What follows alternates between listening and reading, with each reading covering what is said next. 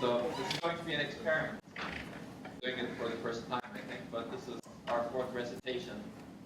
And we're going to continue where we left off from before. Let's see. Oh. You guys can see the slides, right? Yes? Okay. So we'll talk about review assignments and continue rethinking memory system design. Is that a good plan? And feel free to ask questions. Again, if you've read some of these papers, and I'm going to give you some more papers, especially related to what you can do at CMU. So some of these papers could be useful in writing your research proposal in the next 3 days. And I'm hoping everybody's working on their research proposals. Who has finished it? I haven't received any yet. Okay. You guys can hear me, right? Yeah. Yeah. Okay, I can hear you too, so you're free to speak. Am I looking at the right place?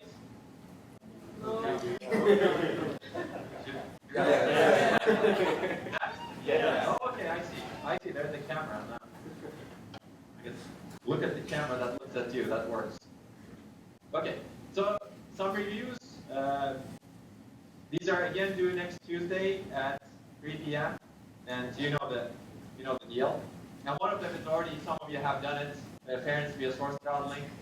And I've also given you a related paper on source throttling again, but for a different problem, basically to reduce the contention on the interconnection networks.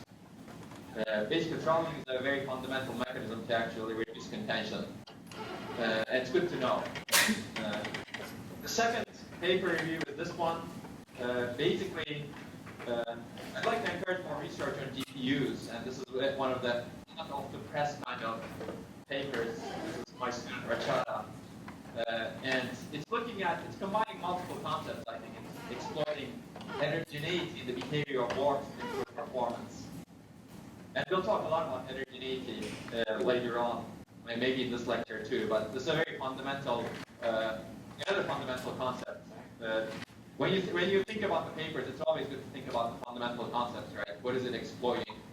And heterogeneity is a very fundamental concept. If you would like to distinguish, these warps are friendly to the cache, and these warps are not friendly to the cache. So let's make these friendlier warps even more friendly, such that they all fit in the cache. And let's make these warps that miss a lot, miss even more, such that you have uniform behavior across all the threads in a warp.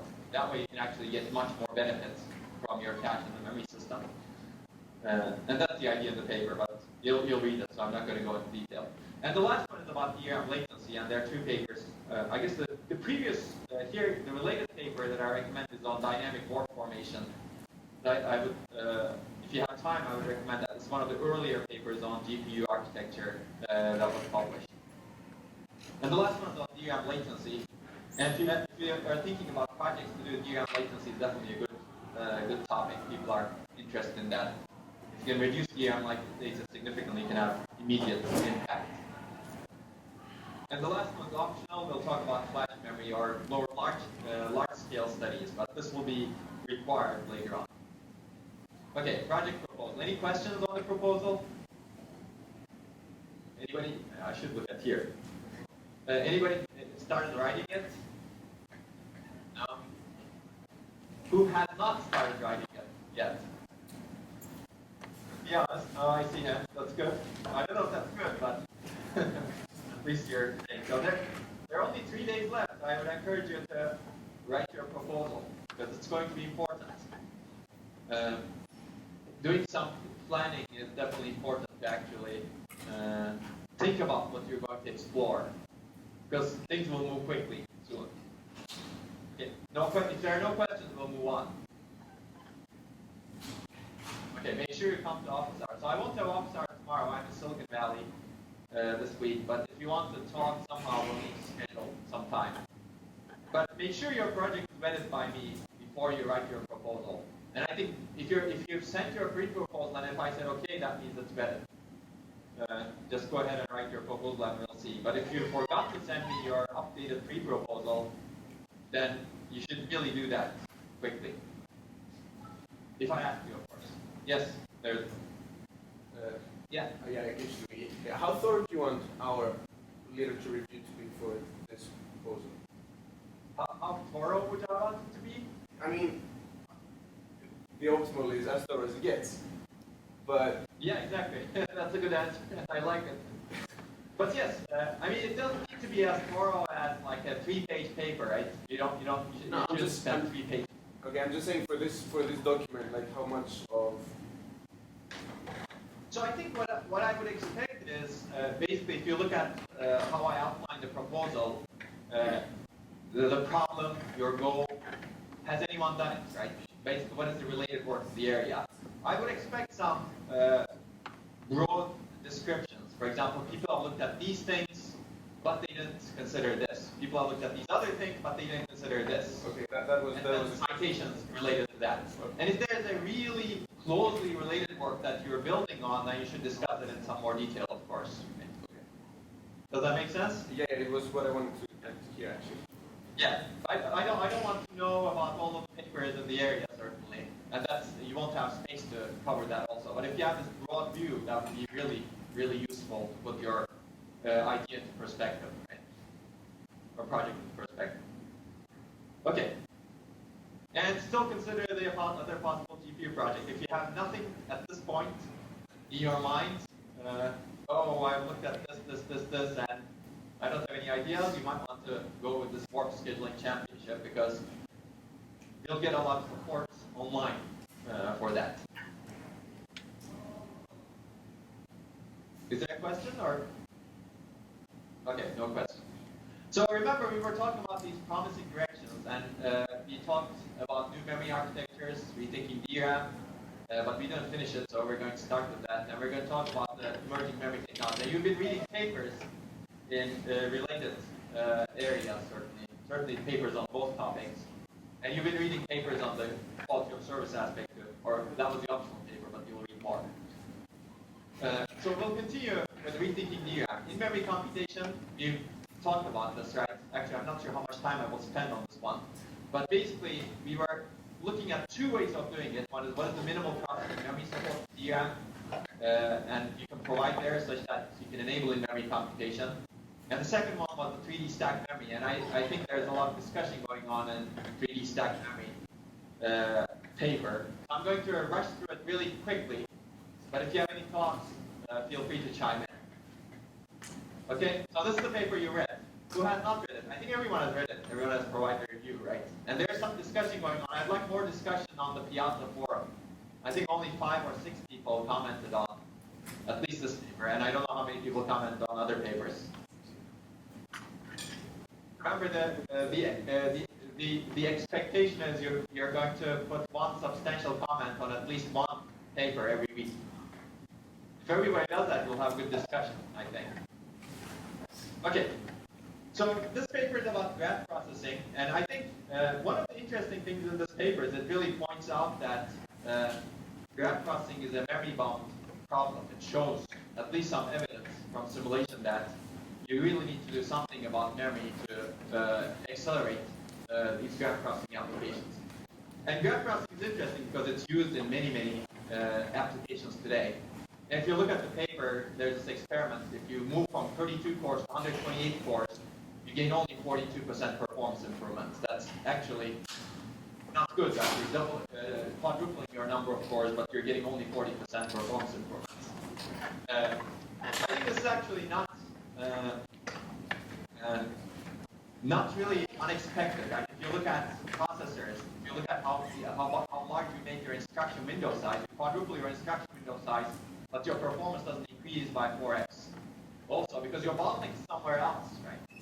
I think that's, when you do a study like this, it's always good to ask, oh, why is performance improving? Well, maybe your bottleneck is somewhere else.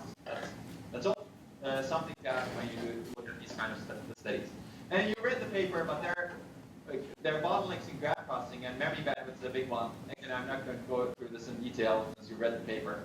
But a lot of these workloads have frequent random memory accesses. There's also frequent sequential memory accesses too. That's why some of the prefetching mechanisms work. But the hard part is really random memory accesses. And there's little amount of computation. Basically, you're really bound by moving the data to the processor.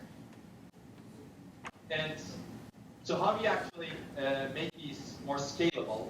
One is how do you provide the high memory bandwidth to computation units in a practical way? And this paper answers this question, or solves this problem, by using processing in memory based on 3D stacked DRAM. This is one solution. There may be other solutions, right? And it's good to think about some other solutions, perhaps. And the second challenge is how do you design the computation unit that can efficiently exploit this memory bandwidth? And this paper actually looks at a design where you have kind of specialized in-order cores called Tesseract cores, and talks about a latency tolerant programming model and graph processing specific prefetching scheme. So if you think about this is really going all the way. Right? It's thinking about the paper that I presented earlier was what is the minimum thing that you can do to exploit 3D stacked memory that will enable instructions. Whereas this model is kind of the opposite. If you think about it as a continuum, this is the minimum thing that you can do without modifying the system, incorporate things as PIM-enabled instructions. Whereas here, I'm going to change everything and use this stacked memory as an accelerator. I'm going to build the accelerator in some way. And also I'm going to have a new programming model. I'm going to ignore coherence, ignore virtual memory, assume that that's handled by the programmer somehow, right? So that's also good to explain, good to explore. Because there are models that are out there that work like this, right? If you think about GPUs are still like that, right? Almost. There are a lot of efforts to actually virtualize GPUs, but that's kind of the next step.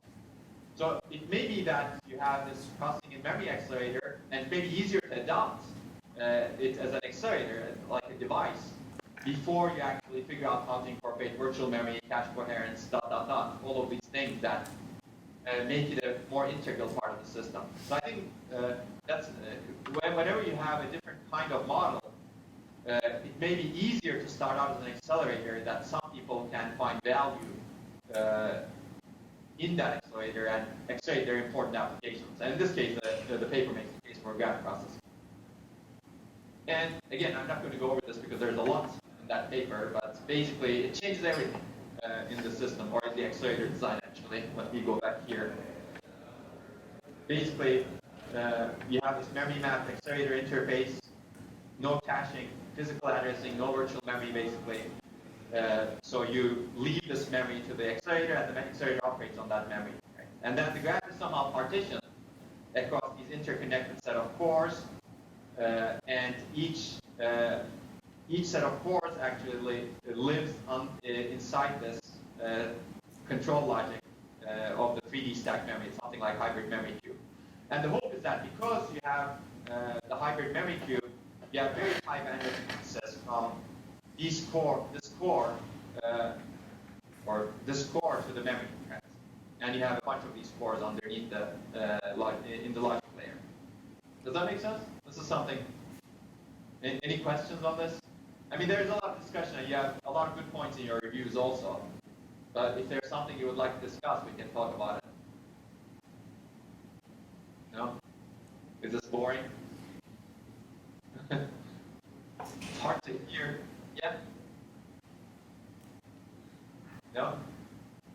I heard something, but I don't know who said it. Okay, if you're not gonna, yeah. What's the PF buffer again? What is what? PF buffer. Oh, that's the prefetching buffer. Okay, that's the prefetching. Yeah, you read the paper, right? There are two kinds of prefetching mechanisms. That's basically, in this picture, it may not be the same as the paper, but it's a prefetching buffer. But basically, even if you have high memory bandwidth, you cannot saturate it. That's why there's a lot of prefetching that happens, right? Especially if you're doing communication, right? Your graph is mapped to these different processors, and you have communication across these different processors. So what do you do actually while you're waiting for that communication? And prefetching is definitely a good thing. That way you can overlap. So this paper actually combines a lot of different concepts that are relatively well known, if you will, right? It's a latency tolerant programming model, message passing. You send messages to invoke operations on a part of the graph that sits in that part of the 3D stack, or that part of the interconnect. And you do prefetching to tolerate the latency. And then the paper talks about some graph processing prefetching schemes, but you could argue how graph processing specific they are, right? It just takes advantage of workload, basically message tree interpret prefetching. For example, when you receive the message, you start prefetching things. So it's more like integrated messaging and prefetching. But I think it's interesting. So one of the difficulties, of course, is how do you partition the graph across these nodes, right? Because the 3D stacked memory actually doesn't have enough memory, enough capacity to host a terabyte graph, which means that you really need to partition the graph across these different 3D stacked memories. And now you need to interconnect those 3D stacked memory plus processors, right? Now your interconnect may become bottleneck, right? Especially if you haven't done the graph partitioning well.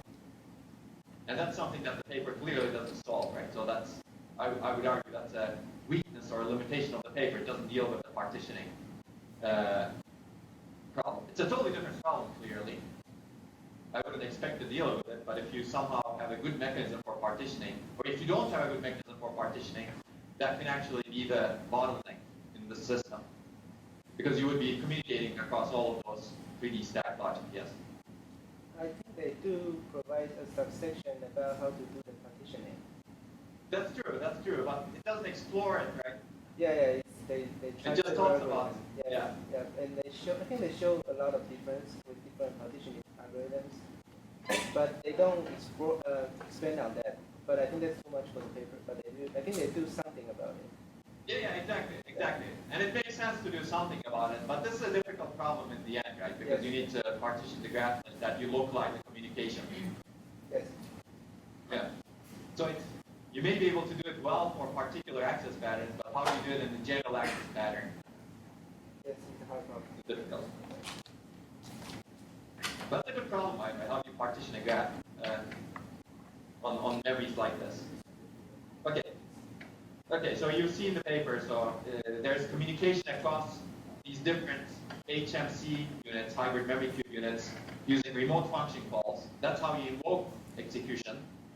And that's what the message queue enables. You basically receive messages and send messages to different 3D stacked DRAMs. And there's an interface for that, which means that the programmer needs to change everything, right? You have a send, receive, and programming needs to change the model. It's not as simple as adding one more instruction. And there's prefetching, which we briefly discussed.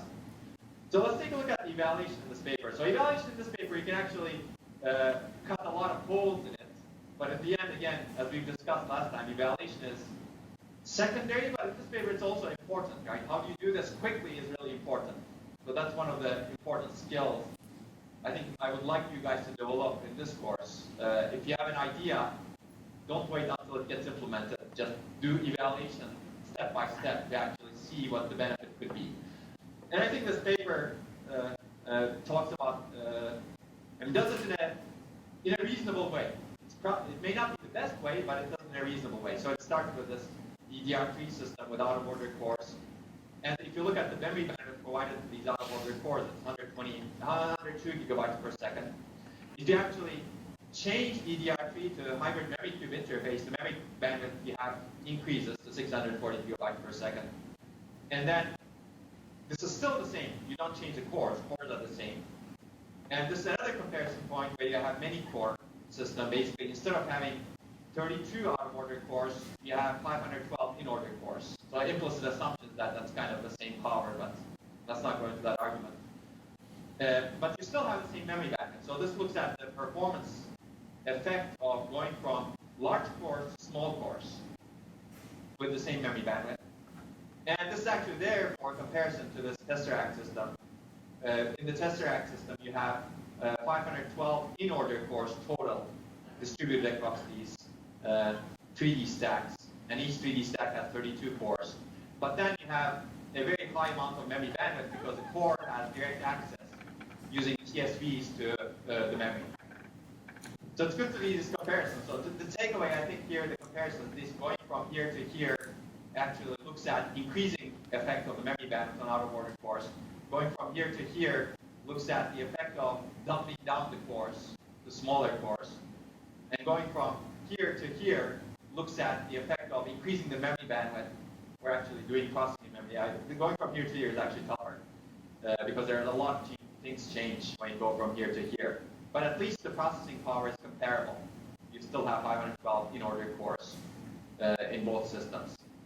But memory bandwidth and the access to memory bandwidth you have is much higher here, but then there's a lot that changed the programming model over here. And you can take a look at the paper. And I'd encourage you, when you evaluate workloads going forward, it's always good to look at some of these big data, like workloads. I don't want to call them that, but data-intensive workloads that can operate on a lot of data. There was a time in computer architecture, and there's still that time, and we're seeing the tail end of that time maybe. Spec workloads, for example. Spec is the Standard Performance Evaluation Corporation. They published a lot of workloads, and they were actually an industry standard, if you will. And a lot of the evaluations were driven by those workloads. So Spec CPU 2006, for example, is the latest spec workload for CPU evaluation, processor evaluation. So these are benchmarks that are not I/O intensive, that are more or less limited to the processor boundary. GCC is one example. There's some floating point applications. So those workloads are definitely interesting, and people still run them. But when you're doing evaluation in architecture and systems, I think it's a lot more interesting to look into some other workloads in that we have today. There was a time when you were focusing on single core performance. So the reason why those workloads evolved also was single core performance was the most important thing, right? And people wanted workloads to actually optimize that single core, and that's how the spec CPU came about. And then people realized, oh, those are not the only interesting ones. We have all of these other workloads, like web workload, Java workload, ... The spec actually added more workloads. But in the end, it's, when you're doing architecture evaluation, it's always good to think about some bigger workloads. And I think this paper does a good job on evaluating some of the graph processing algorithms. Okay. So let's take a look at, I'm not going to belabor the results, but I think there are some interesting things in the results, at least in the trends. So this is speed up on the x-axis compared to the first system that I showed, the DDR3 out-of-order system. Basically, if you add hybrid memory cube, if you make a memory bandwidth 6 times larger, you get 56% performance without changing anything in the system, which may be acceptable depending on your cost point, right? But we don't talk about cost here.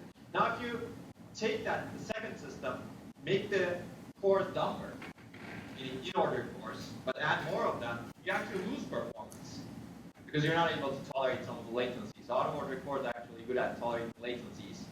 And we're going to later read papers. Actually, you read papers. You read the bottleneck identification and scheduling paper that looks at heterogeneous multi-core and how to exploit it, right? That could be another direction to look at over here. But basically, in this workload, at least in these workloads, in-order cores were not better than, actually worse than, they were worse than out-of-order cores. But if you actually take Tesseract without the prefetching mechanisms, because you're able to exploit the memory bandwidth, you can get significant performance improvements. And the paper breaks it down more. I'm not going to go into the detail. But I think that's the takeaway is, if you have a way of exploiting that memory bandwidth that is internal, you're much better off. I think this is makes sense, right? I think this is one thing that's interesting, and it's kind of a rough thing, right? Where is the benefit coming from? Is it coming from the bandwidth or the programming model? So here, for example, what you're changing going from here to here is not only higher bandwidth, so this was 640 gigabytes per second, this is 8 terabytes per second exposed directly to the cores. So you're increasing bandwidth significantly, but you're also changing the programming model and everything else, right? And then you're adding prefetching. Prefetching buys you more. But what is the benefit that you're getting? You're getting just based on the programming model. So we did an experiment related to this. This is HMC with many core, 512 cores. If you actually provide the bandwidth magically that you would have, if you increase the memory bandwidth to 8 terabytes, magically again, without changing anything else, your performance improvement is about 2.3x. So it's actually much smaller than what you would get with Tesseract. And these numbers are different because they're on a subset of the workloads over here. But basically, the bandwidth buys you about 2.3x purely. But if you change the programming model and do everything except for the prefetching part with Tesseract, that buys you even more. So it's not only bandwidth, but it's also how you exploit it, right? If you didn't change the programming model, you wouldn't be able to exploit that bandwidth. That's what this figure shows over here. There's also this other comparison point. This is just the programming model itself. What if you just change the programming model but just have the conventional bandwidth? Basically, you enable 640 gigabytes per second instead of 8 terabytes per second. I think the result is interesting here, and maybe there's no perfect way to do this experiment, but you still improve performance that way because you actually do the processing in memory with conventional bandwidth. Yes? How dependent are these results on the data partition scheme that we chose? Oh, that's a great question. And I think they're very dependent, actually. I mean, the performance results, the exact performance result you would get is dependent on the partitioning scheme. We haven't done that experiment, but if I remember, with a very, very, very poor data partition scheme, we would overconsume bandwidth, and I don't know if that would, okay, it would help, obviously, because we have so much, but I don't know if we would see the same numbers or something less. Yeah, so you're talking about the effect on the programming model or bandwidth, or in general, what would be the performance improvements with the different data partitioning schemes? Maybe both. I don't know. Yeah. Well, I think if you have a terrible data partitioning scheme, then you're actually going from this stack to this stack, right? You're exercising the interconnect. Basically, if you have a terrible partitioning scheme, you're reducing your ability to exploit the TSV bandwidth, your silicon via bandwidth. Now your bottleneck may become the interconnect between these die stack memories. So I think your performance improvement can go a lot lower. But that's actually a good suggestion. I think one way of evaluating that could be ensuring that you always communicate across these 3D stack memories, right? You do something and then you send a message, and then you do something else and send a message. But that would be a terrible way of designing the system, I think. Ideally, we would like to develop a better partitioning scheme. Okay, but so I think it's always good to, whenever you're doing research, it's always good to break down the benefits. How much is coming from bandwidth versus the programming model plus everything else that goes into Tesseract. I think it's interesting. Anyway, you've seen this, so there's significant energy saving coming from this also, this memory energy consumption. Even though you're adding more cores into memory, you're reducing memory energy consumption because you're not going through, again, this huge interconnect between the memory and the processor, or at least the main processor in this case. Okay. I think we were talking about. Any questions? Any thoughts?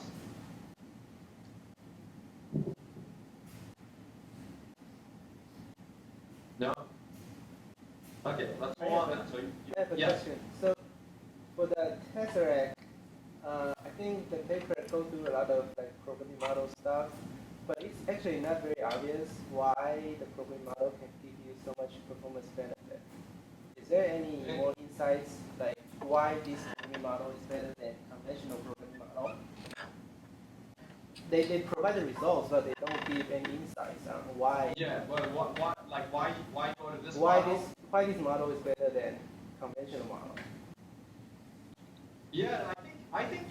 Well, that was not the purpose of the paper, but that's a good point, definitely. Why is this better? I think, and this is a good point for discussion, actually. Why don't you want the conventional model? Yeah. It's actually not. What do you think? What do you guys think? Or maybe do you want the conventional model? I can't see why. And also, actually, the programming model has some issues that I always cannot figure out. There is a RPC model, and they provide a core ID when you invoke the RPC. But how do you know which core you should invoke? It's you very definitely weird. need the. Yeah, you definitely need to have it. That's the partitioning mechanism. That's where the partitioning interacts with the programming model, right? Yes. You need to have this mapping somehow. And so the assumption is that the programmer does all the mapping, right? So this is really going all the way. Yes, it's all the way. The burden on the programmer is huge. Yes.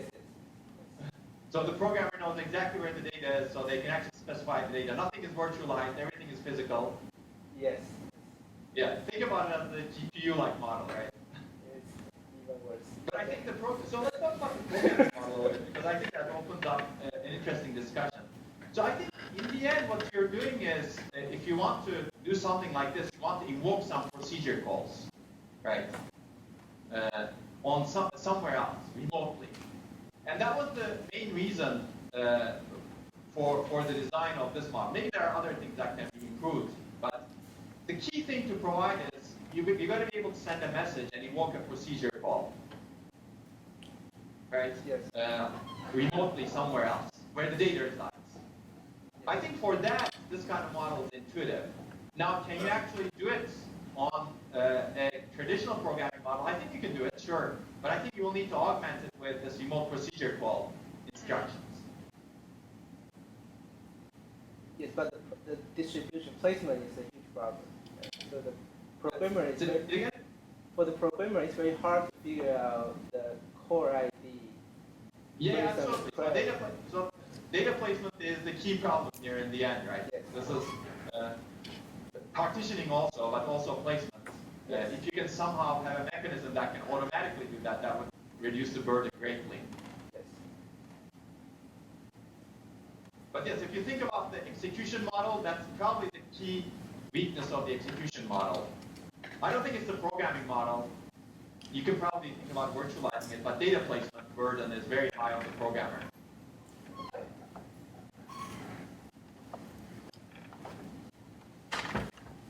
Any other thoughts?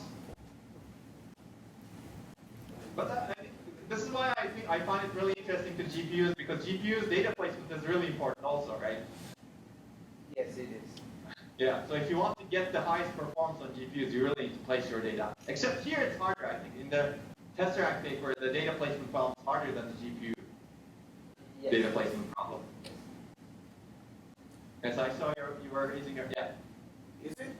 Is it a valid concern when we're designing these kind of architectures to ask ourselves how painful it's going to be for the programmer to use it?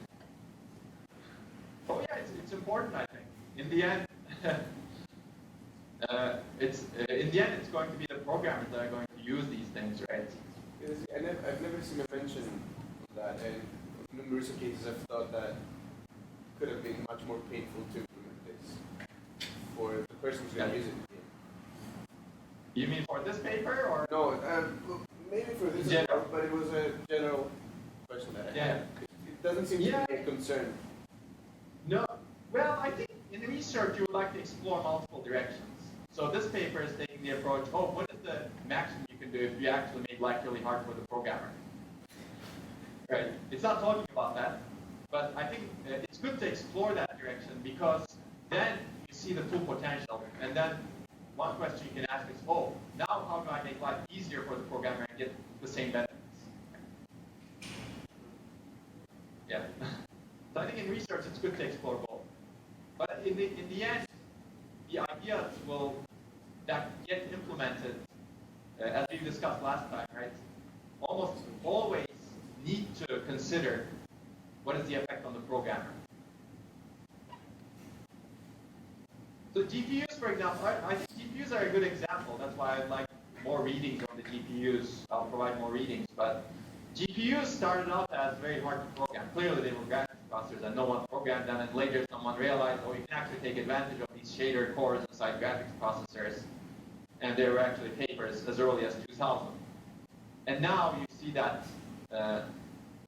people who wouldn't normally try to program them are trying to program them, right? Even though they're still difficult to program. So their interface has gotten better, definitely. But for them to be very, very widely used, such that, for example, some random person at Microsoft to program GPUs, or JavaScript to take advantage of GPUs, you really need to make life easier for the programmer. But I think GPUs are an example to show that, such models that are difficult to program can trickle in to the system, right? Okay. Okay, so we've covered in-memory processing. So I'm going to go to summary. This was actually from a talk that I gave at some point. But basically, I think it's probably the right time today. So another thing that's important to the research and figuring out the right time to the research. And it's probably the right time to enable mechanisms to do computation where it makes sense. And we've talked about the push from memory technology and full-form systems and applications in the last lecture. And I think multiple approaches for in-memory computation can be successful, and we talked about minimally changed DRAM, exploiting the control logic in 3D stack memory. And there may be other things over here, like emerging memory technologies. Some emerging memory technologies are very, very compatible with logic. And how to do computation right by memory, because the memory is right inside logic, or if logic is right in memory, is really interesting. There's some M logic, magnetic logic, and memristors could be like that too. But I think regardless of what you do, it's clear that you need to have some cross-layer cooperation and research. You cannot avoid that cross-layer if you want to change the execution model. Okay, let's talk about refresh, unless someone has a question. But I'll go through this relatively quickly. This is not a paper that you read, but this is a big scaling challenge in DRAM, so you may want to consider doing projects related to it, because it's such a huge challenge. In fact, if you talk to DRAM designers, they will probably tell you this is one of the most fundamental challenges in DRAM. If you can somehow get rid of refresh, our life would be so much easier. But then, it's so fundamental also, right? Because you're capacitor based, and that capacitor charge leaks over time through that RC path. And the memory controller needs to refresh each row periodically to restore the charge. That's an activate to each row every n milliseconds, where n is 64 milliseconds today, right? And that's probably going to go down. There are many downsides to this. You consume energy for each refresh. You degrade the performance because you cannot access the rank or bank.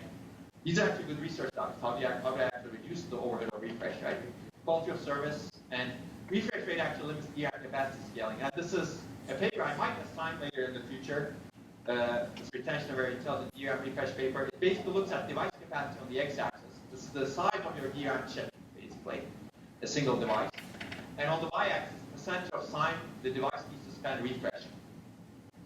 Basically, you can think of it as the throughput loss of the device. You cannot access the device because it has to do the refresh. And today, you can see the present and future technologies. Today, it's about 8%, which arguably is not that bad. But then, you're losing performance. You cannot access memory during that 8%. But if the scaling trend continues, then in the future, if you have 64 gigabit chip, 46% of the time of the device will be spent refreshing. Well, why? One is, if you want to build a 64 gigabit chip, you need to build a smaller technology node. And as you reduce the size of the DRAM circuit, retention becomes an issue, as we discussed earlier, right? You leak more. As a result, you refresh more frequently, and also, you have more rows, you need to refresh more of those rows. And this is the order in terms of energy. Again, you can read the paper, but today, this refresh consumes, let's say, about 15% of the DRAM energy. And this number clearly very much depends on the utilization of DRAM. If you're accessing DRAM a lot, this becomes a smaller number, because now you're actually consuming a lot of energy accessing DRAM. If you're leaving DRAM idle for a long time, that refresh becomes a big chunk of your DRAM energy. In fact, your cell phones, for example, are consuming a lot of energy because they're refreshing DRAM in the background, right? And most of the time they're idle. So a lot of the battery drain goes to that refresh in terms of memory power consumption. But in the future, it's expected to increase also. It's going to be about 47% at 64 gigabit DRAM chip node. Now clearly, you don't want to design a memory that's huge, but then 50% of the time you cannot access it, and 50% of the time, 50% of the energy you dedicate to memory you waste on refresh. And that's the scaling problem. So how do you solve the problem? I think I'm not going to give you a lecture on many, many different solution directions that people have pursued. But I'm going to talk about one solution direction which is really promising, and we're going to hopefully discuss some of the issues related to it. Any thoughts? Any questions before I move on?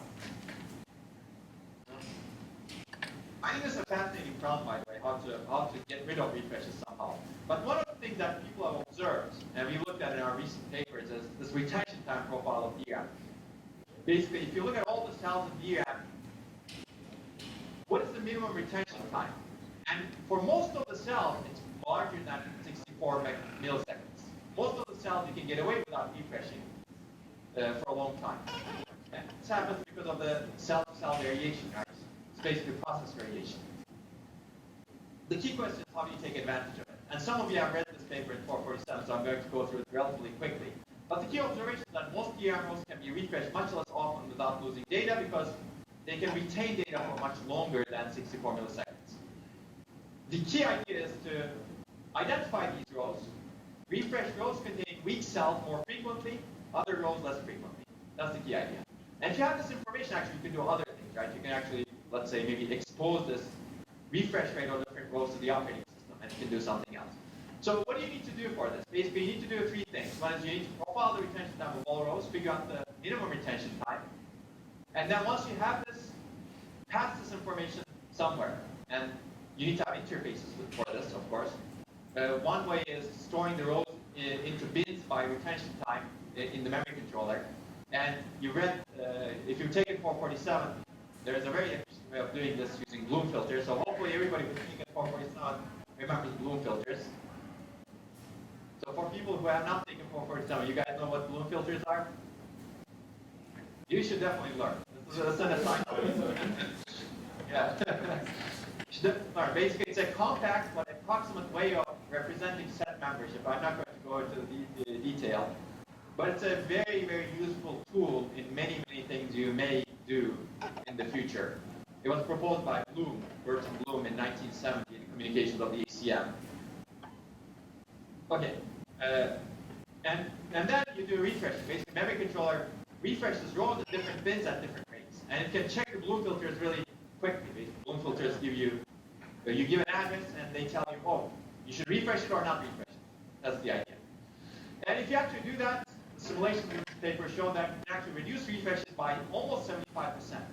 And that's expected because most DRAM cells don't need to be refreshed as often as 64 milliseconds. In fact, they can retain data for 256 milliseconds, right?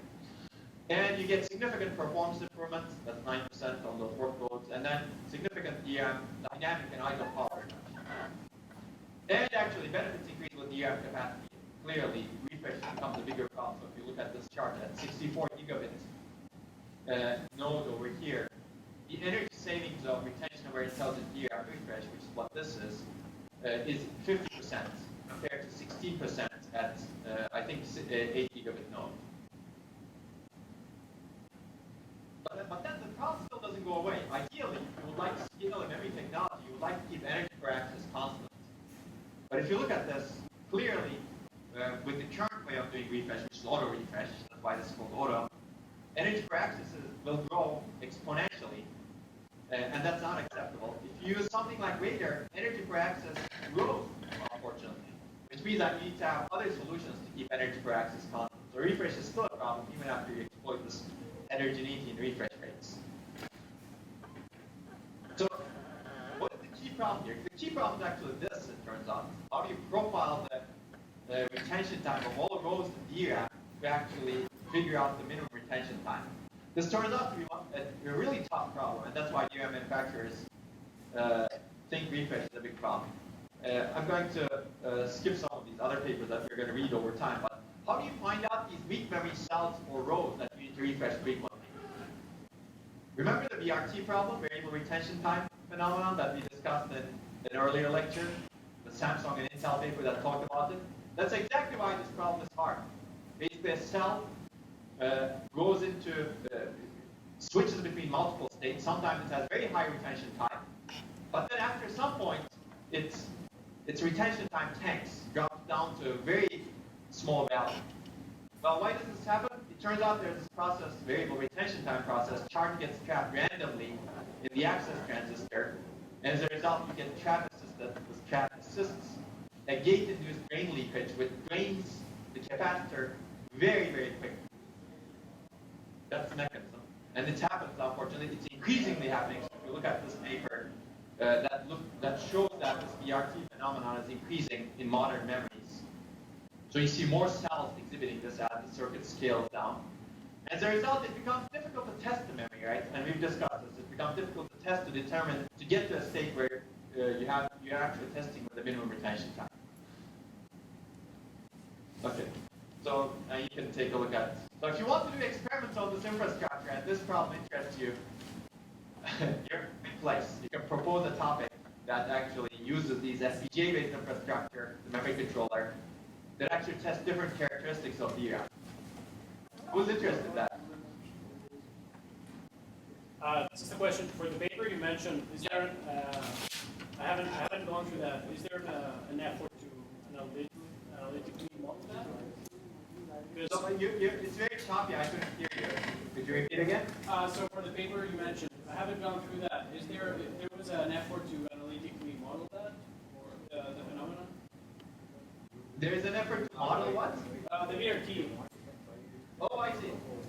So modeling is difficult, actually. Predicting is difficult because it turns out it's a random, memoryless process. And other people have actually looked at this. The first phenomenon was discovered in public in 1987. Yeah, but still, my intuition says that there's a lot of modeling principles from variability, where it's stochastic, but you want to capture that the transistor from electrons. If you can find, well, why don't you read the paper? If you can find out a way, that'd be great, actually. The problem is it's a random process. You don't know which cell exhibits it, and then you don't know when it will transition to a new state. So the paper has a lot of data related to that. Take a look at it.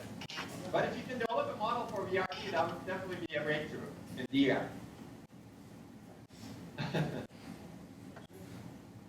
Yeah, I don't mean to discourage you. You can take a look at it and see if there's a model that could fit.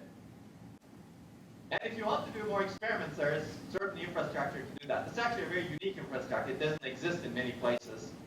You can take advantage of the memory controller here, modify it. Of course, you need to be able to deal well with RTL and actually look at very, very different characteristics of DRAM. So this is the paper. This is the paper that talks about that variable retention time. And actually has a lot of data. I'll talk very briefly about this paper. So clearly there's a lot of benefit in exploiting this heterogeneity in different retention times across different cells. But if we don't have a good mechanism for finding the minimum retention time of these cells, how do we actually still take advantage of that, right? And actually, I think this goes with many other things related to DRAM errors. So if you have memory that's unreliable, how do you actually optimize that memory? So one of the papers you read talked about flash read disturb errors, right? At some point, we'll hopefully discuss that also. But if you look at over there, there are a lot of mechanisms implemented in the FTL, the flash translation layer, the memory controller, in the flash memory controller, that's where you can actually figure out what is the pass-through voltage you should apply to achieve an error rate, right? That's actually pretty cool that you're able to do that, but you're able to do that because you do have this controller that can dynamically profile the characteristics of flash cells, right? So that's why I think you can do a lot more in the flash controller. That's a very exciting research area also. But DRAM doesn't have that benefit. In DRAM, the assumption is that DRAM, actually for a long time, the assumption has been DRAM is perfect memory except for soft errors. And ECC is needed only for soft errors that happen once in a while. That's going to change significantly because of these retention errors, because of Rowhammer-like errors. In fact, as we discussed, the 4-page paper from Samsung and Intel proposed in DRAM ECC, right? Okay, so how do we actually fix a lot of the issues we have with DRAM and unreliable memory, and also optimize it while in the field? And one idea is actually do something like what flash memory controllers do, right? Basically, have an intelligent memory controller, couple it with DRAM memory, and do online profiling. An assumption is that you have ECC to begin with to protect the data, and I think that's really important because flash memory works because you have that ECC to protect the data. You need to have some error correction capability. And what you can do is, over time, you can periodically test the parts of DRAM. Maybe when the system is idle, or maybe during boot up, or maybe with a combination of that. And figure out the characteristics, maybe the retention characteristics of different cells, and adjust the refresh rate, let's say, and maybe reduce ECC, depending on how you implement ECC. Clearly, a mechanism like this requires some flexible ECC, and we will hopefully talk about that in a later reading. Actually, Nandita, you should probably take note that we can assign one of those readings. I don't see Nandita over there. She's escaping from me, I guess. But I'm here, don't worry. Okay, good. Basically, how do you reduce ECC? But then, if you have this kind of system, what you can do is you can adjust the refresh rate. You can say, oh, this row it can retain data for hundreds of seconds, right? And I have enough ECC to protect it, right? This may be a good way of designing the system overall. So how do you have design interfaces for this? Was there a question? So there's another thing over here. If you actually enable a system, I'm talking about this because I think it's a really good, promising research direction. It's moving DRAM more toward the area of flash. How do you do this efficiently is important. But there are other things that you can do in DRAM. For example, if you know that a row is 0, maybe you don't need to refresh it, right? Because you're actually going to not delete data anyway, so why refresh it?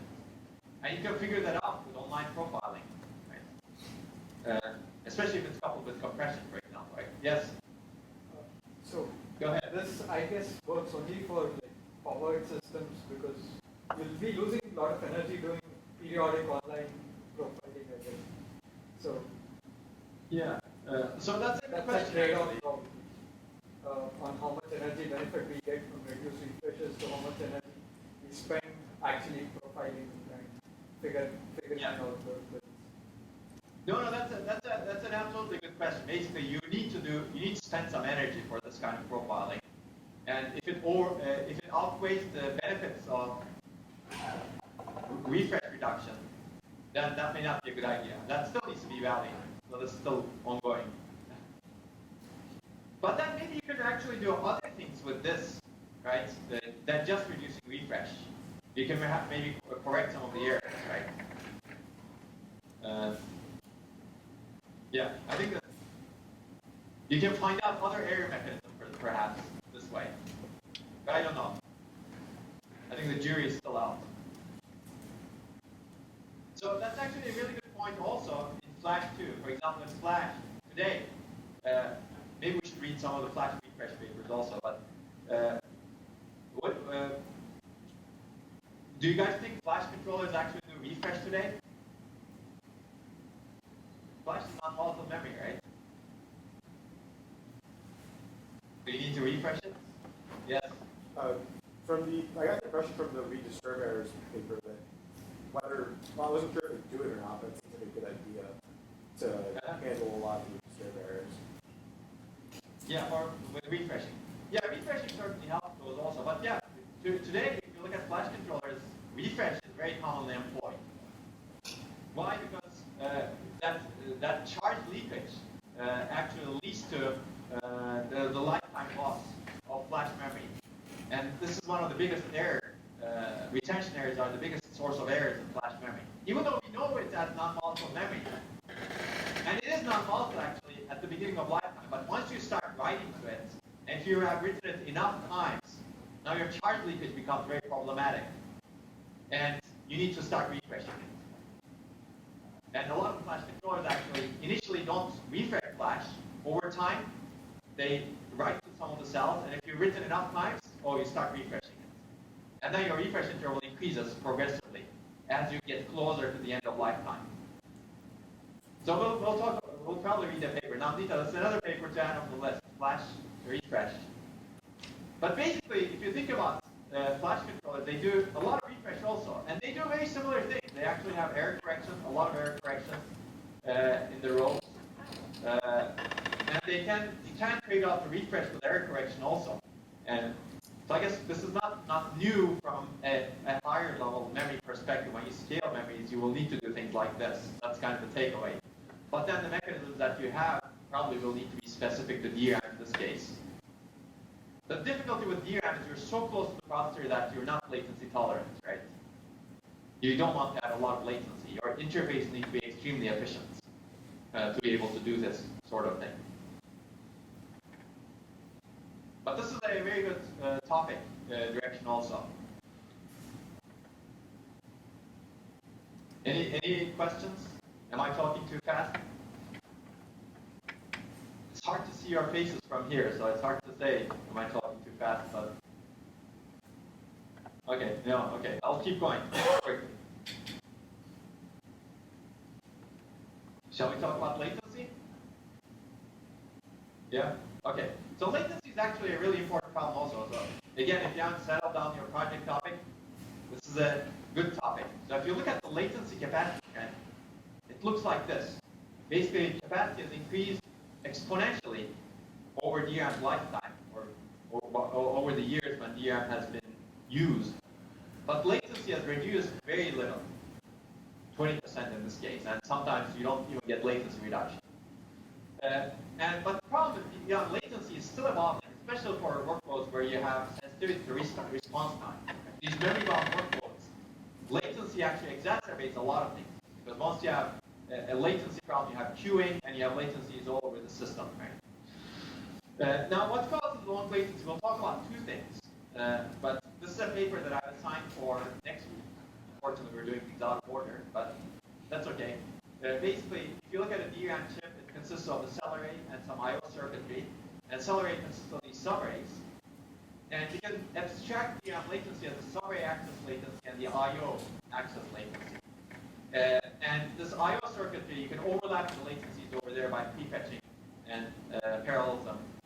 There's different things, so I'm not going to talk about that, but you can consider subarray latency as the dominant factor within the DRAM chip. So what is that subarray access latency? Well, you know the subarray, so I'll go through this quickly, but you have basically a cell, DRAM cell, and you need to have a sense amplifier to actually sense the data over there. It turns out the sense amplifier is few to be able to reliably sense the data. It's basically, it's a cross-coupled inverter, but, well, plus some other sensing logic, but it's 100 times the size of the cell. So 100 times is huge. So if you want to have a dense memory, you cannot keep putting sense amplifiers all over the place. So what DRAM manufacturers do is, what's on the left over here, basically they string together a bunch of cells to be connected to the same sense amplifier in a bit line. As a result, you have a long bit line, 512, 1024 cells. Now this amortizes sense amplifier crossing in a small area. The problem is now you have large bit line capacitance. Every time you need to access a cell over here, you need to wait such that capacitance, that charge sharing happens, right? So we get high latency and power. So that's exactly the reason why subarray is slow. Basically, this is an interconnect problem, right? If you think about it, you're really limited by the latency of that interconnect. Accessing the cell is fast, but going through that interconnect at high capacitance is slow. Now we'll talk about some other memory technologies that you read a paper on, page change memory. It's almost the opposite. If you look at the cell access is actually slower, especially if you want to write to it, because you actually need to deal with the phase of that material. Interconnect is less of an issue. Now, as you scale DRAM down to smaller nodes, how will that change? That's actually really interesting also, because now you have DRAM cell. Accessing the cell, charge sharing may become more problematic if you have a lot of resistance in the access transistor, right? Maybe that becomes your bottleneck, but it's not clear at this point. But currently, the interconnect is the bottleneck over here. So clearly, there's a trade-off, right? The area versus latency trade-off. You have the long bit line architecture that looks like this. You can make it faster by adding more sense amplifiers and chopping up the bit lines such that fewer cells are connected to each sense amplifier. Now, clearly, this is on the left, long bit line is smaller, right? So there's a clear trade-off between area and latency. And DRAM manufacturers have been pushing cost per bit. That's why area has been the king and latency has been ignored for a long time. But maybe it's time to actually change that, especially if our workloads are memory bound. So let's take a look at this trade-off. Again, this is from the paper. This is latency on the x-axis and normalized DRAM area on the y-axis when you're varying the size or length of your bit line. Ideally, cheaper and faster. So whenever you have a graph, it's always to point out the ideal. In a paper also. Ideally, you would like to be on the bottom left. So commodity DRAM is actually on the far right. Basically, that long bit line, as a result, it's high latency, but it optimizes for area. It's cheap. Now, you can actually buy some fancy DRAM in the field that has short bit lines. This is called reduced latency DRAM, for example, or fast cycling DRAM. You can actually buy this, but it's very expensive. There are two reasons why it's expensive. One is short bit line, and the second is not commodity, right? So they're not manufactured as at the same amounts as commodity DRAM. As a result, that adds more cost too. But then it can cut latency significantly. So this is a good goal to have, and we actually go there over here. So how do we actually do that? I think with DRAM technology, it's very hard to achieve everything to be low area as well as low latency, but we're going to try to approximate it. Right? Whenever you have a say you have two metrics to optimize, and you want to get the best of both worlds. One idea that should definitely come to your mind is heterogeneity, right? Basically, design a heterogeneous system. When we remember that small cores, you can have lots of small cores or a few big cores. Well, why not have a heterogeneous system to get the best of both worlds, right? We're going to do exactly the same thing over here, right? Long bit line has small area, high latency. Short bit line has low latency, large area. We'd like to get the green while avoiding the red as much as possible. So we'll try something that looks like this, has small area, but we're going to create a portion that looks like the thing on the right, such that you have a short bit line portion of that small area bit line. And how do you do that? Basically, you segment the bit line. You add isolation transistor that you can control by a memory controller. And now you've created a portion that is fast. You have small area using long bit lines, but you can access this. If your data is mapped to that lower part, near segment, you can access that at lower latency. Why? Because you turn off those isolation transistors, and as a result, your capacitance is very low. And if you want to access the top parts, now you turn on those isolation transistors. Now the problem is you have resistance and higher capacitance on that bit line. So your access time for the higher part will be higher, actually. Now you can actually, what do you do if you want to migrate one row from the top to the bottom? Well, you use row clone, right? You remember the row clone idea already. And that's the idea. The tiered latency DRAM. Now you have two different latencies and you can control them. So how does this impact latency? Basically, you're going to read the paper in more detail, but very quickly, you can actually reduce near segment latency by 56% compared to commodity DRAM. If the near segment has 32 rows. But the problem is the far segment latency increases. That's the cost of heterogeneity you have in this case. Right? You can do a very fast migration between the far segment and the near segment, but now your far segment is slower. And this is the power. The near segment latency reduced by 50%, far segment latency increases by, power increased by 49%. And the DRAM area overhead is actually high in this case, it's 3%, mainly due to the isolation transistors. So it's not clear that it's easily palatable to DRAM manufacturers because it adds more area over. Clearly, the area over is much less than chopping up the bit line and having small bit line, smaller subarrays basically, and more. Any questions? Any thoughts? No? Yes? I'm not super familiar with sense amplifying part, but you mentioned cross-coupled converters, like an SRAM cell. Yeah, it's like an SRAM cell, you're right. So that means that at the same time we have both the value and the negation. Yes. So if you have the switches to cut off bit lines, why don't you have a switch to select between those two? I have a duplicated row of sense amplifying parts, and then switch between those two, get the negation, and row clone it back with the negation. So you're still thinking about implementing NOT, that's good. Yeah. Then you do that?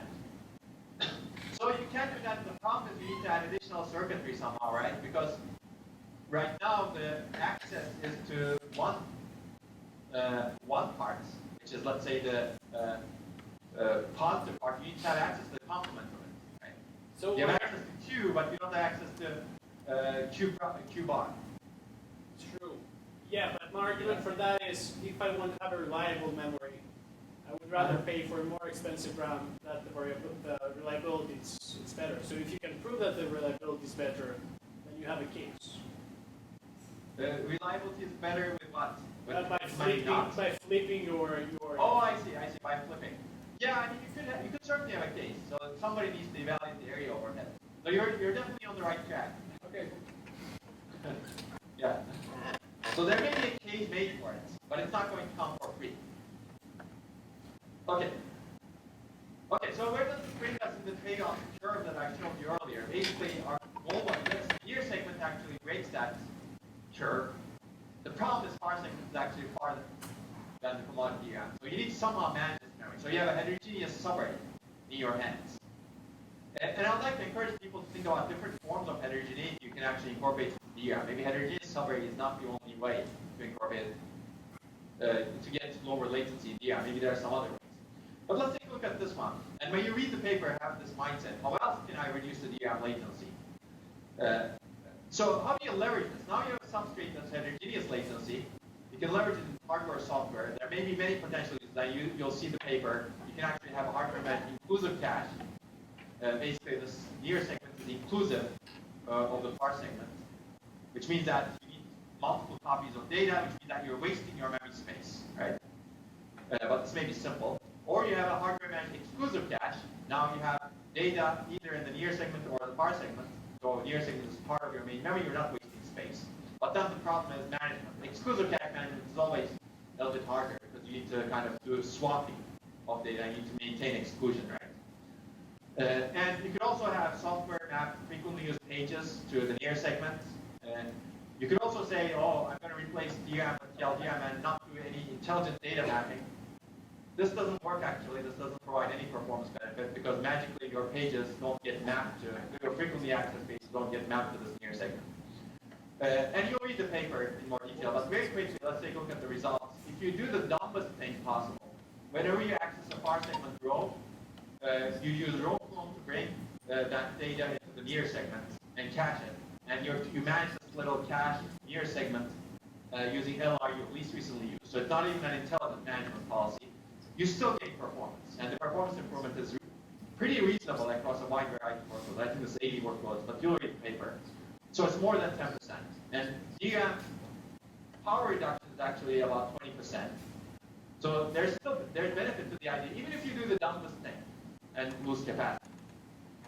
But maybe you'll imagine some other ways of taking advantage of this heterogeneous structure.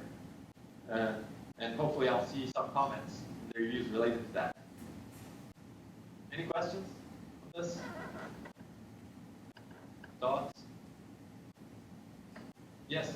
This is essentially like caching in DRAM, right? Exactly, yes. Basically, it's using part of your DRAM as a cache. Yeah. So people have looked at cached DRAM architectures, which is totally different from this one. So cached DRAM was this DRAM design that was proposed, I think, originally by Mitsubishi. Yeah, in 1990, late in 1980s.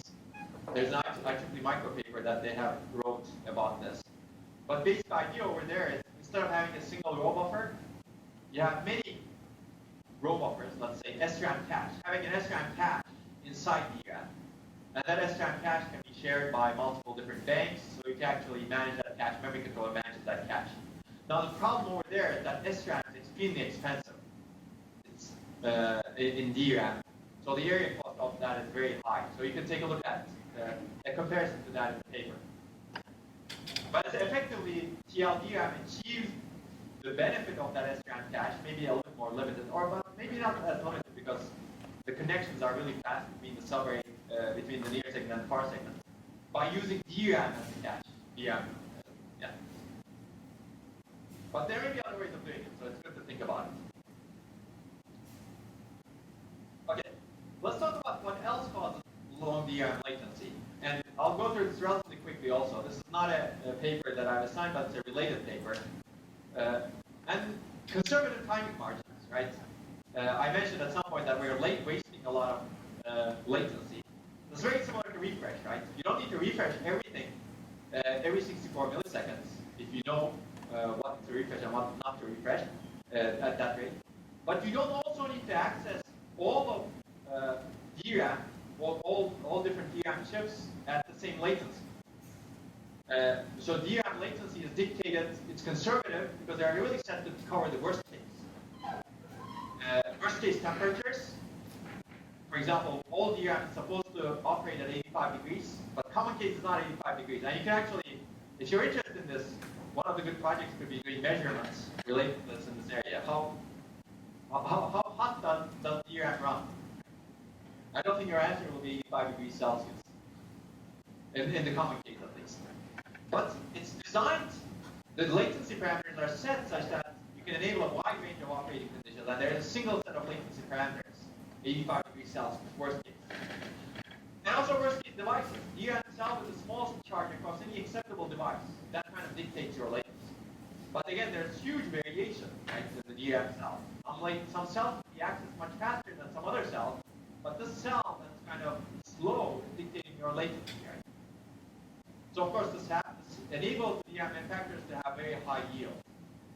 That's why these latency parameters are set high, because they can actually have these cells that are weak, that are not as strong, but they can actually still be in your DRAM. Right? Okay, so the problem is these worst case temperatures and worst case devices need to draw large timing margins for the common case. So the key idea in this paper that I've not assigned, but I'd encourage you to read if you have interest, is to optimize DRAM timing for the common case. So what is common case? Common case is current temperature that the DRAM is operating at and the current DRAM margin. So why would this reduce latency? You can read the paper for more detail, but basically a DRAM cell can store much more charge in the common case. At low temperature, it's leaking less. As a result, it has more charge. That's exactly the reason why at low temperatures you don't need to refresh it as often, actually. Actually, the paper that I earlier mentioned, the paper that talks about variable retention time, that showed that as you increase temperature by 10 degrees Celsius, your refresh rate increases by 46.5%. Your retention time decreases by 46.5%. That doesn't mean your refresh rate increases, right? On average. So that's a huge reduction. So 10 degrees Celsius buys you 46.5% retention time. And this is actually common across many devices. So you can actually access that cell faster because it has more charge. Most of the cells are strong, actually. They have strong capacitors and strong transistors.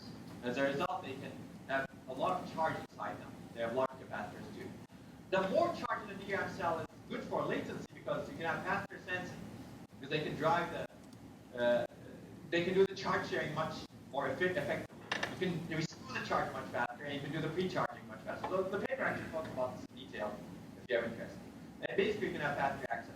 So the key idea of adaptive latency DRAM is actually really simple. You want to optimize DRAM timing parameters online. There are two parameters, or multiple parameters, provided by the DRAM manufacturer at different temperatures for each DIMM. So each DIMM comes with its own latency parameters are set over there. And the memory controller reads those latency parameters and adjusts things based on the temperature. And the system monitors DRAM temperature uses the appropriate timing parameters. So how do you monitor DRAM temperature? It's actually already done with their standards that have temperature inside them. But how do you actually reliably set the timing parameters? That's the key. And that's what this paper's contribution is. And I'll very briefly talk about the contribution. Basically, using the infrastructure that I described earlier, Donkyo, my PhD student tested 115 DIMMs. It's about almost 1,000 DIMMs, if you think about it. And looked at the latency reduction for read and write accesses, read and write latencies at 55 degrees Celsius. And the latency reduction is actually pretty high. This is average across those DIMMs. There's a distribution clearly. Read latency you can reduce by 30%. Write latency you can reduce by 55%. And this is today without changing anything in the system, except you should be able to change the timing parameters. Right? And without getting errors. And you can look at each timing parameter in the paper. But you can actually evaluate something like this on a real system, except you may not dynamically change the timing parameters, but you can statically configure the timing parameters. And if you have interest doing research in an area related to this, I would definitely recommend looking at things like this, where you can change the real system and look at the sensitivity of the workload, for example. But this system allows you to actually change the timing parameters. By the way, how many of you have done this? Okay, well, you're doing research, so how many of you have done it for fun? For fun, okay, good. How many of you have overclocked your processor for fun? Okay, that's good. Multiple people. Why would you want to do it? For gaming? Or you want to see whether you can boil something in it? But this is what gamers do actually. Serious gamers want a lot more performance, so they overclock their processors. And they hope that they don't get errors, right? Or maybe they don't care with some of the errors, right? That's the idea here in a sense, right? You overclock your memory. Not overclock. In this case, it's really not overclocking. It's really reducing the latency and hope that you won't get errors. So if you do that, basically, you run these workloads, and this is actually, I believe, a 4-core system, not 8-core system. If you run one workload, a single-threaded workload, and a single core, even then you gain significant performance improvement, basically 6.7% on the memory intensive workloads.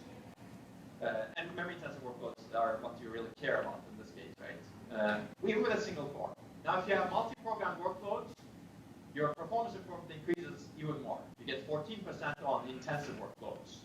And your workloads actually, a lot of workloads improve in this case because memory latency becomes a bigger bottleneck if many cores are accessing memory at the same time.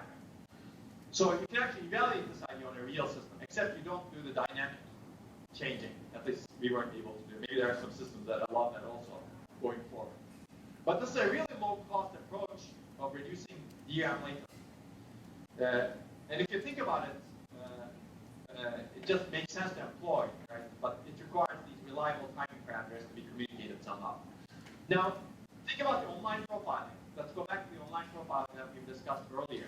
If you had a system like that, you could potentially profile the latencies, right, over time and adjust and use the ECC as a mechanism. If you reduce the latency and get errors, ECC errors that are corrected, then you can actually perhaps change your latency. So these are some ideas that you may want to think about working on if you haven't set your proposal yet. There's actually a lot of interesting things that you can do in the online profiling domain. It's not about refresh optimization, but it's really about general optimization of memory. Any questions? Thoughts? Okay, so we still have some time, but I'm not going to talk about bandwidth, energy, or compression. Maybe we'll leave that for some other time. But I'd like to talk about the emerging memory technologies for a short time at least, unless you guys have some questions. So we can either do questions, brainstorming, or go into emerging memory technologies a little bit. I had a doubt regarding the adaptive latency DRAM. So, Okay, yeah.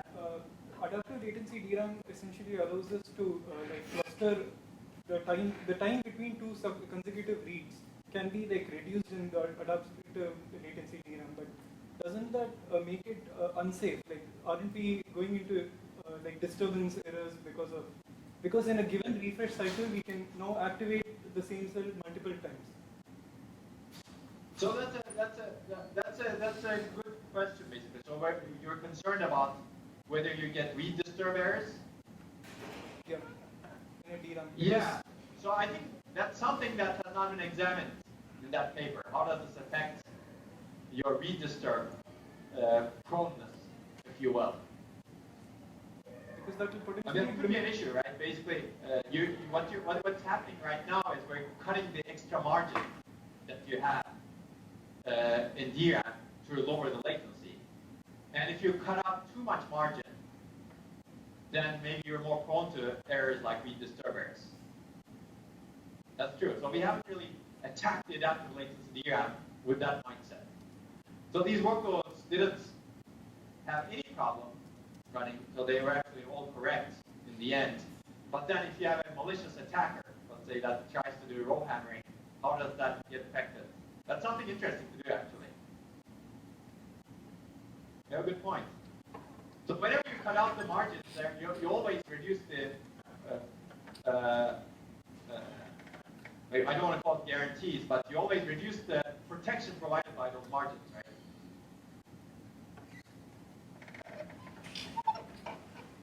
What else? That's a good question.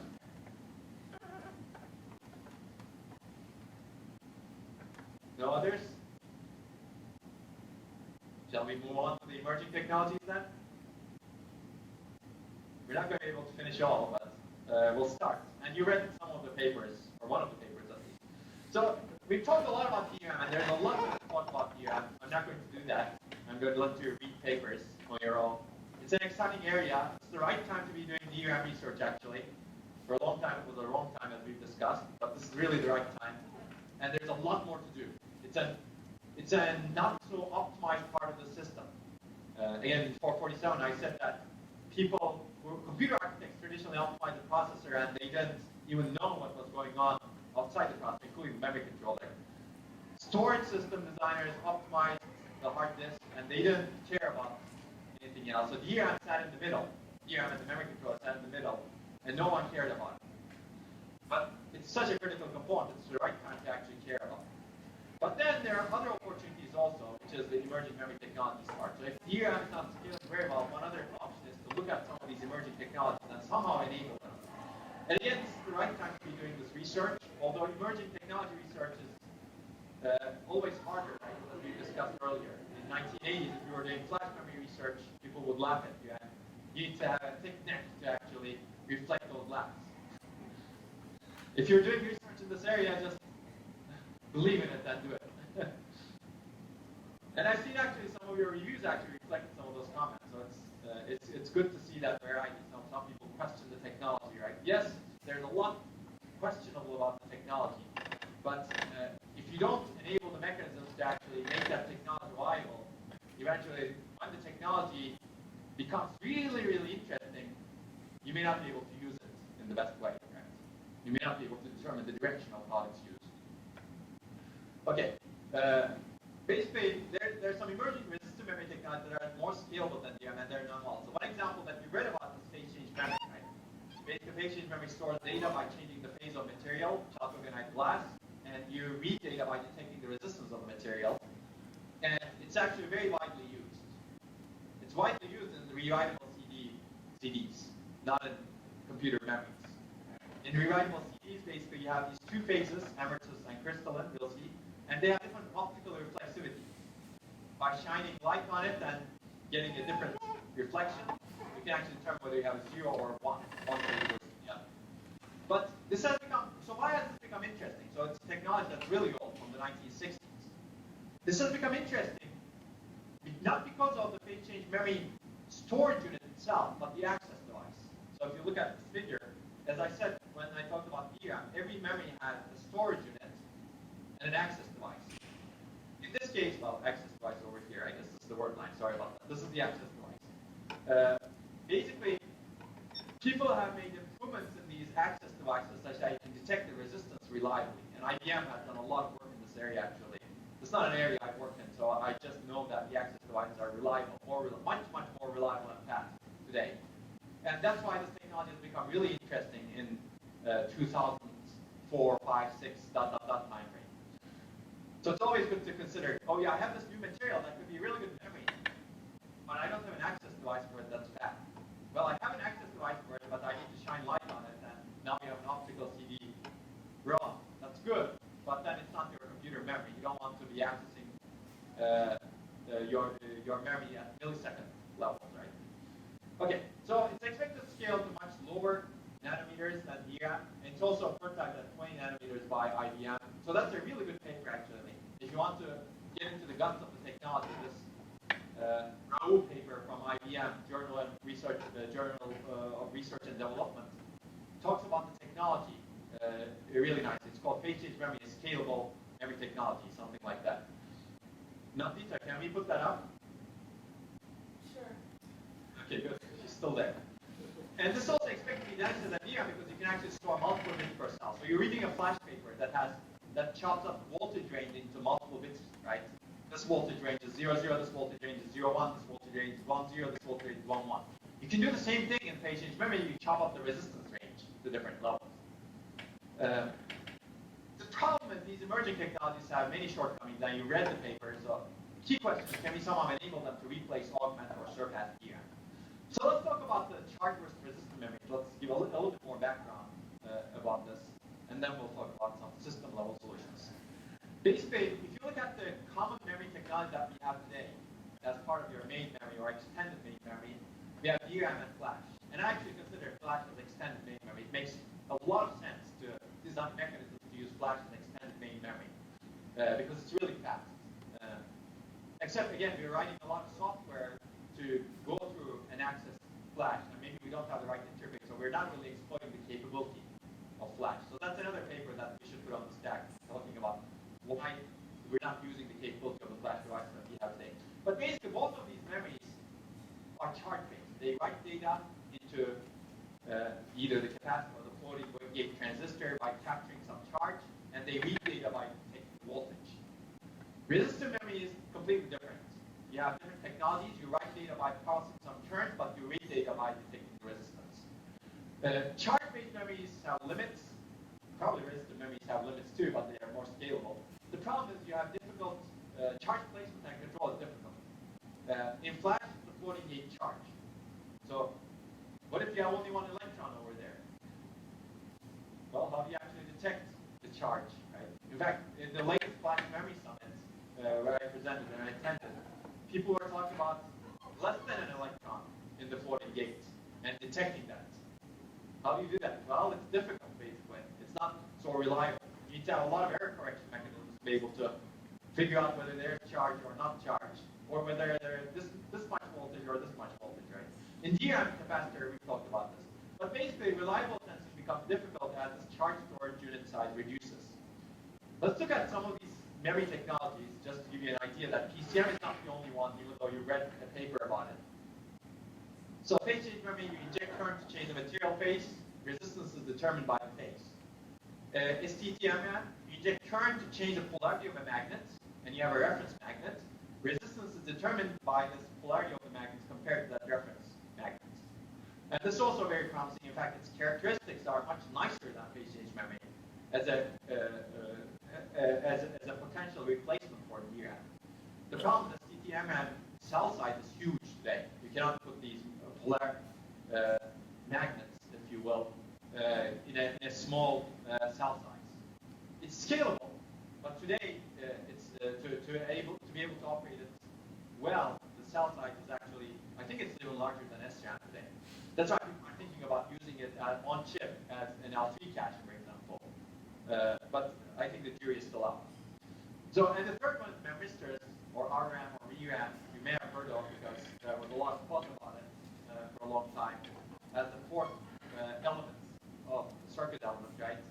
Now it's not clear if that's the case, but basically you inject current to change the atomic structure of a material, and then resistance is determined by the axis distance. So clearly the read devices are very different, and the storage devices are very different. But what's common is they're all resistive. You really rely on resistance as a means of storing data, not charge.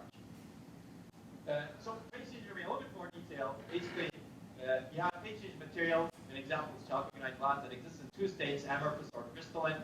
And I've already talked about high electrical resistivity versus low electrical resistivity, but reflexivity is the other end of the coin. Basically, okay, you can switch the cell reliably and quickly, and you'll see that. I mean, you cannot see my pointer, so I'll go over here. Basically, this is heater, and that's how you change the state. How you heat up this material. As a result, you change the phase.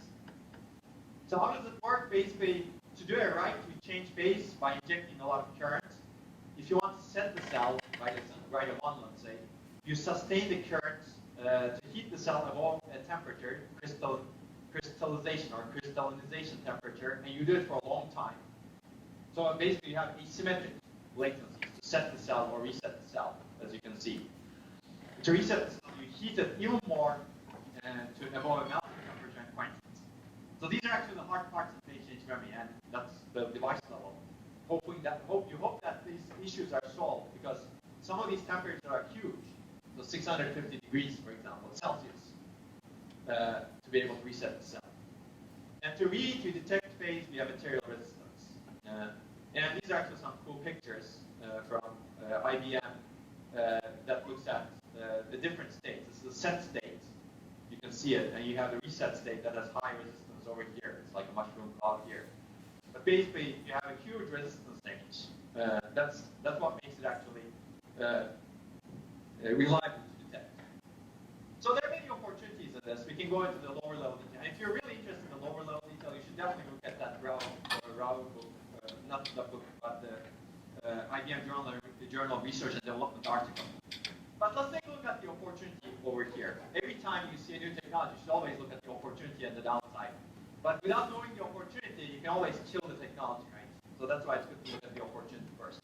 So it scales better than DRAM and Flash because it requires current pulse to scale linearly with feature size, and you can read the papers related to that. And we already talked about the rest. It can be denser than DRAM. People have prototyped it with 2 bits per cell as early as 2008. And it's non-volatile. You can retain data for 10 years at 85 degrees Celsius. That's the hope, at least. No refresh needed. So the key scaling problem of DRAM goes away. Right? So, and also you get low idle power in the end.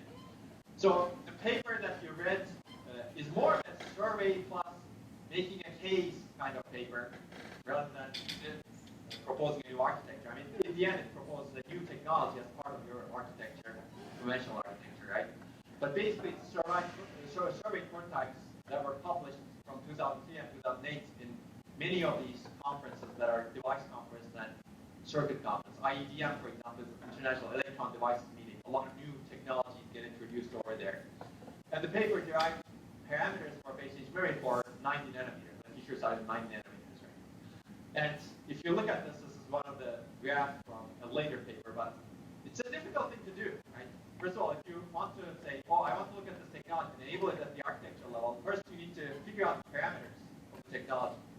But even the parameters are not clear, right? If you look at this table, these are different publications on the y-axis over here, and these are different parameters of the device. For example, read time.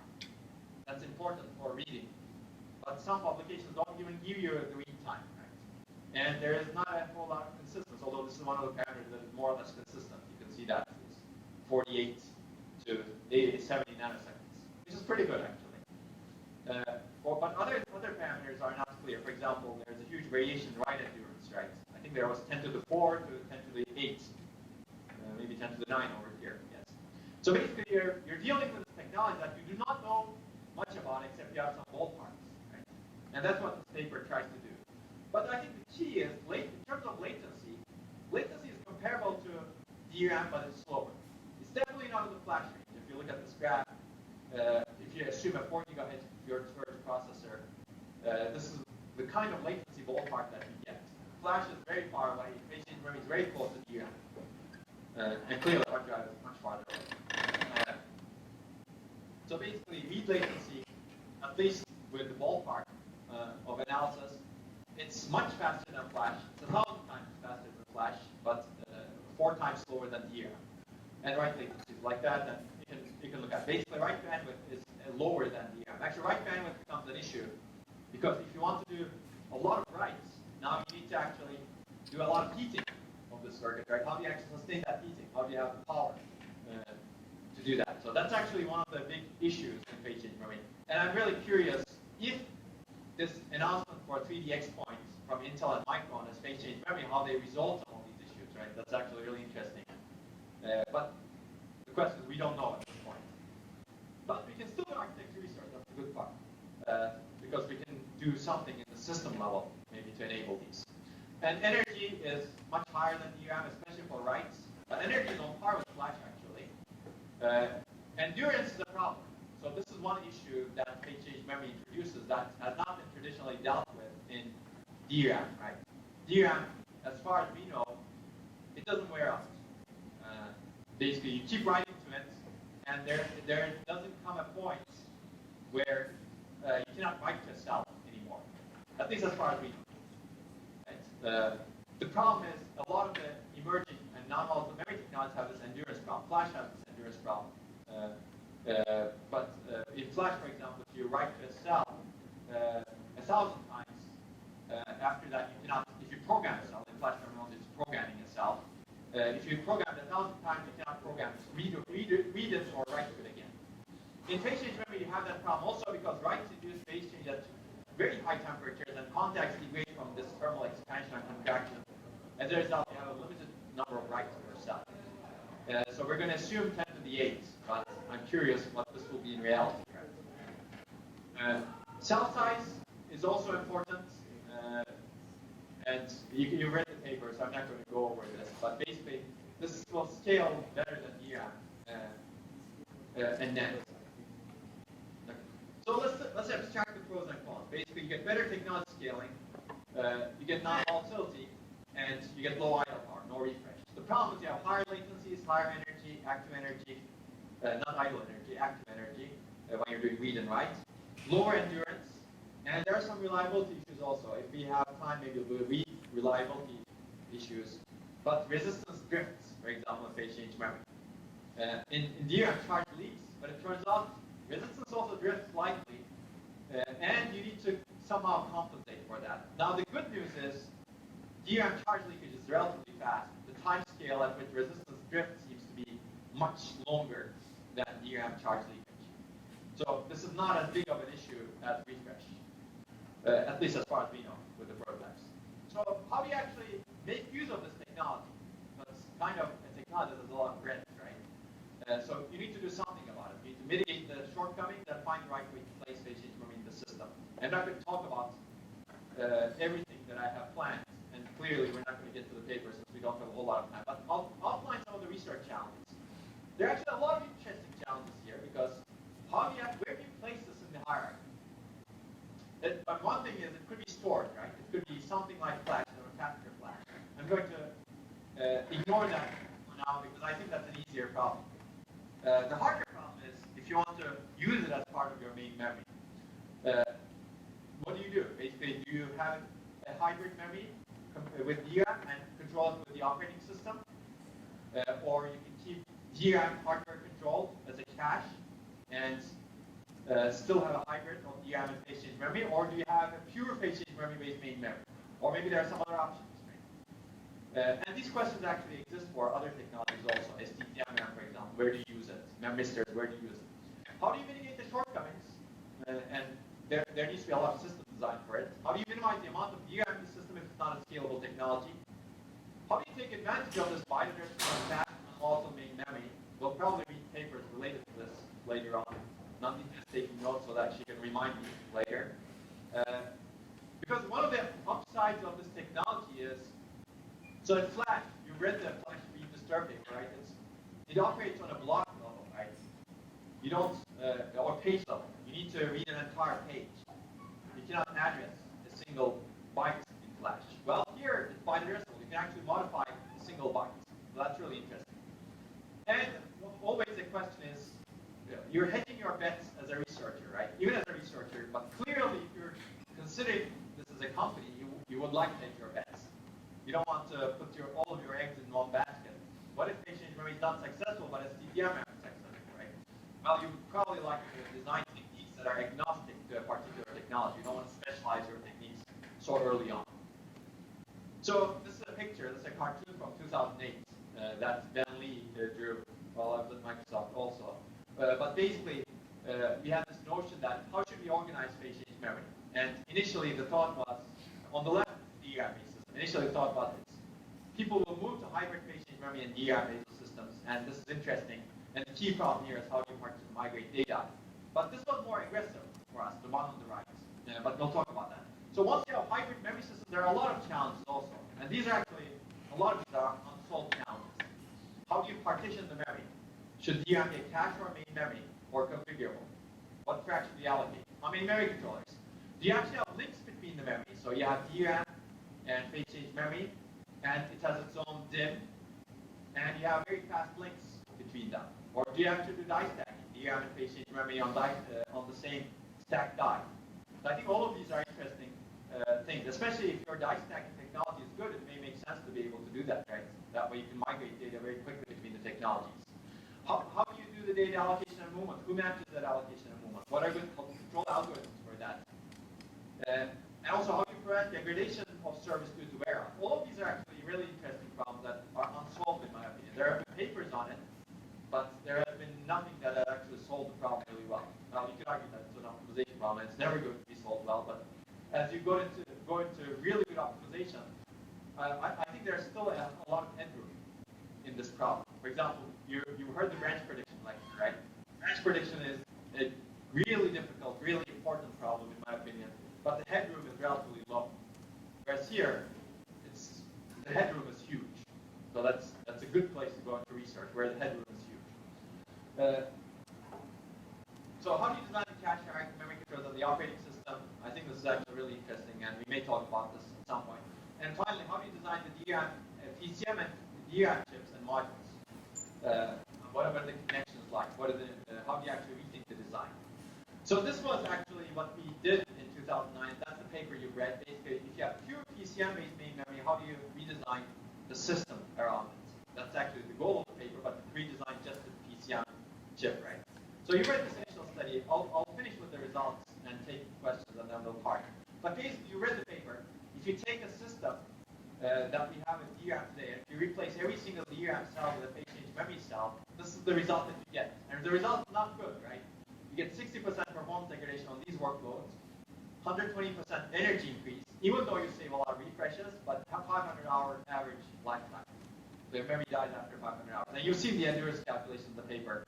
So take all of these with a grain of salt, clearly, but the result says, oh, this is not a good technology to replace DRAM with, right? How are you going to tolerate all of these issues? So the paper proposes some solutions that you've read about, reorganizing the row buffers. Basically, if you have a technology like this, the way I like to think about it is, you try not to access memory often. You do as much as possible in the caching layers. And if you do that, the paper is pretty optimistic in my opinion. Your performance degradation goes down to 20%, your energy becomes on par with DRAM, and you get 5.6-year average lifetime. Now, I don't think this is that good still. You get worse, because worst case lifetime is much shorter. You can actually devise real programs that do not last 5.6 average years. You can actually devise attack programs that keep attacking your memory. And the second is intensive applications see large performance and energy degradations. And maybe PCM parameters were optimistic. And I believe they were optimistic. For example, the 1x energy, I don't believe, right? How do you get energy on par with DRAM? Your static power is lower, clearly. Your refresh power doesn't exist, clearly. But then the active access power is very high compared to DRAM. So I think some of the energy models are not good enough. But that's okay. This is the first paper in the field that talks about this, right? It opens up a new research direction. That's why evaluation is also a little bit secondary. It shows the trends, but don't believe these energy numbers. Take all of this with a grain of salt. But you always have this problem looking at a new technology. Right? What are your numbers? How correct are they? But I think a better solution direction going forward is this, precisely because of the results in this paper, in my opinion. Basically, the results in this paper could be thought of as a negative result at the time, right? Even though the paper doesn't put it that way. I think if you think about it a little bit, having a technology like this is very difficult to sustain. So maybe this is a better approach, having hybrid memory systems. Maybe some DRAM and some phase change memory and manage the data allocation and movement. So this is where I will stop because I think we're already out of time. It says 6:25 here. But if you have any questions, it's 6:22 actually. But if you have any questions, we can talk about it. Any questions on this paper? Did people find it an interesting read? Was there not enough background on phase change memory? Yeah, it's a little bit challenging, right, to read that paper. I agree with you. Yes. In the paper, partial write was mentioned. Yes. So why don't we implement partial write for bit granularity? I mean, if the bit differs, then only write the bit, because that would increase the lifetime pretty much. Right? So that's right. You're absolutely right. So in the paper, we didn't do that actually, but other people have done that. So there are phase change memory prototype from Samsung that does partial writes at the bit granularity. In fact, they have logic in their phase change memory chips. Basically, you get a row of data, let's say, you compare it to the old version, and then you actually do the writes after that. Yeah. Bit minus. So it's doable. So we didn't do it because it's more cost.